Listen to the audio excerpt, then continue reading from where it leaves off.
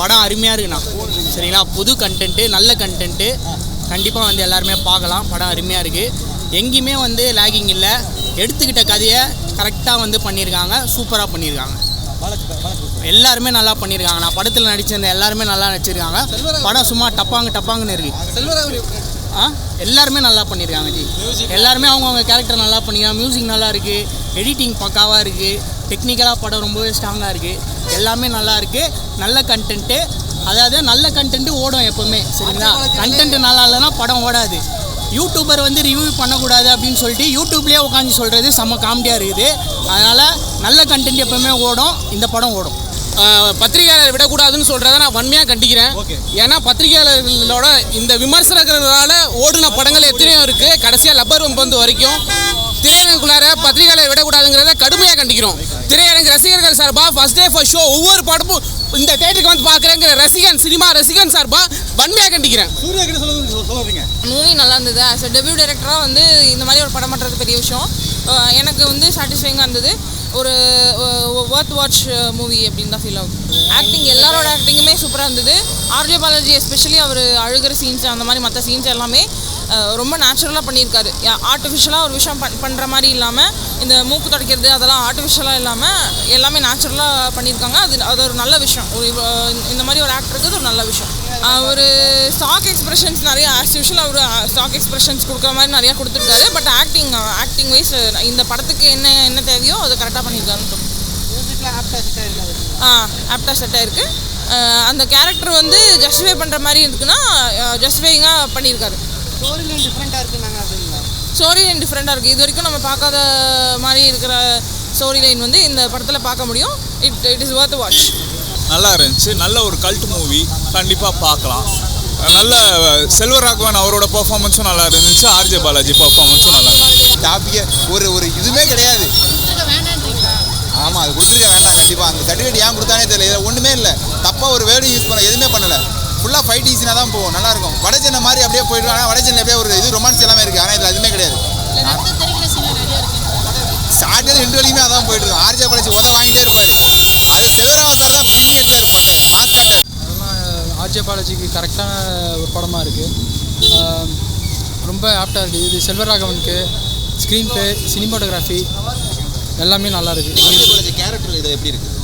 RJ Balaji character சூப்பராக பண்ணியிருக்காரு. ஏன்னா அவர் அவுட் ஆஃப் ஃபீல்டு வந்து வந்திருக்காரு. இந்த கேரக்டர் ஆமாம், புதுசாக எடுத்திருக்காரு. இதுக்கப்புறமேட்டா அந்த மாதிரி புதுசாக இதை எடுத்து பண்ணால் இன்னும் நல்லாயிருக்கும். படம் வந்து உண்மையிலே நல்லா இருக்குது. பாலாஜி இந்த அளவுக்கு மூக்கச்சி படத்தில் நடித்த பாலாஜி இந்த படத்தில் ஒரு ஜெயிலுடைய கைதியாக நடிச்சுக்கிறேன்னா அது உண்மையிலே வந்து இயல்பாகவே இருக்குது.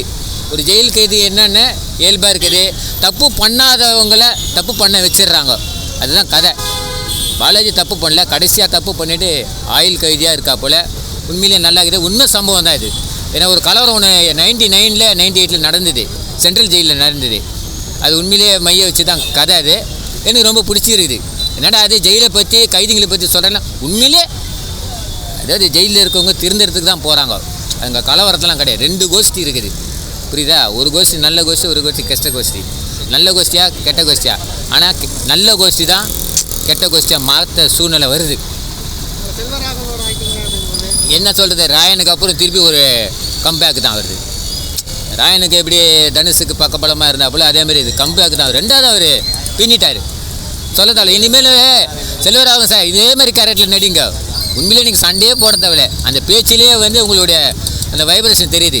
அந்த ரவுடியோடைய கேரக்டர் வைப்ரேஷனு கண்டிப்பாக தெரியுது. மூவியை சொல்கிற அளவுக்கு எதுவும் பெருசாக இல்லை ப்ரோ. ஆனால் பட் நீங்கள் ஒன் டைம் பார்க்கலாம் மூவியை. ஆர்ஜே பாலாஜி நல்லா நடிச்சிருக்காரு. அவர் ரொமான்ஸும் ட்ரை பண்ணியிருக்காரு. ஹீரோயினும் நல்லா ஃபேமிலி சீக்வன்ஸ் எல்லாம் இருக்குது.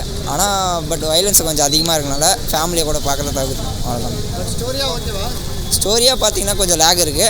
அது ரியல் ஸ்டோரின்றதுனால அப்படி இருக்கா என்னன்னு தெரியல. கிளைமேக்ஸ் கொஞ்சம் நல்லா முடிச்சிருக்காங்க. அது அவங்க பில்டப்பு அந்த மாதிரிலாம் எதுவும் பண்ணல. இந்த படத்தை பொறுத்தவரை கதைக்கு என்ன தேவையோ அது பண்ணியிருக்காங்க. தேவையில்லாத அடிஷன் எதுவுமே பண்ணல. ஃபேமிலியோட வந்து பார்க்கலாமா?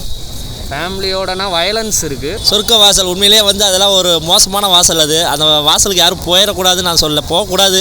ரியலில் சொல்கிறேன். படத்துக்கு உண்மையாக இந்த படத்துக்கு சொர்க்க வாசல் கண்டிப்பாக போய் பார்க்கலாம். சில விஷயங்கள் நல்லா பண்ணியிருக்காங்க. எல்லாமே அந்த 80s நடக்கிற விஷயத்தை சூப்பராக சொல்லியிருக்காங்க. அது இல்லாமல் ஆர்ஜே பாலாஜிலாம் உண்மையிலே இந்த அளவுக்கு பண்ணுவாரான்னு தெரியல. அவர் அழுகிற பர்ஃபார்மன்ஸ் எல்லாம் பார்க்கும்போதெல்லாம் நம்ம ஃபேமிலியில் ஒரு ஆள் ஃபீல் பண்ணால் எந்த அளவுக்கு ஃபீல் பண்ணுவோமோ அந்த அளவுக்கு ஃபீல் பண்ண வச்சிருக்காரு. ரொம்ப நல்லா இருக்குது படம், பார்க்கலாம் ஒன் டைம் வாட்சபிள். எனக்கு அதில் ஆக்டிங்னா செல்வராகவன் ஆக்டிங் ரொம்ப ரியாலிட்டியாக இருந்தது, சூப்பராக இருந்தது. அவரோட ஆக்டிங் தான் சும்மா செதுக்கியிருக்காங்க. ஏன்னா ஒரு கேரக்டர் வந்து எப்படிலாம் அவரோட கேரக்டர், அப்போ இந்த கருணாஸ் கேரக்டர், அப்புறம் இந்த டிஜிபி கேரக்டர் ரொம்ப நல்லா இருந்தது. யதார்த்தமாக தான் லைவாக இருந்தது. அதெல்லாம் ஒரு கொலை அடிதடி வெட்டு குத்து இப்படியே போகுது, உள்ள கொலை அப்படின்னே போகுது. அதை மட்டும் கொஞ்சம் மாற்றி கொஞ்சம் கமர்ஷியலாக கொண்டு போயிருந்தா அம்மா சென்டிமெண்ட்லாம் எங்கேயுமே ஒர்க் அவுட் ஆகல. அம்மா வந்து ஃபீல் பண்ணுறாங்க, நம்ம கொஞ்சம் அளவு கூட ஃபீல் ஆகலை. அதெல்லாம் கைதி படத்தில் எல்லாமே கனெக்ட் ஆகிடுச்சு, இதில் எதுவுமே கனெக்ட் ஆகாத மாதிரி இருந்துச்சு. Okay, one time watchable. சூப்பராக நடிச்சுக்கிறாரு ப்ரோ ஆர்ஜே பாலாஜி. எல்லாருமே நல்லா நடிச்சுக்கிறாங்க.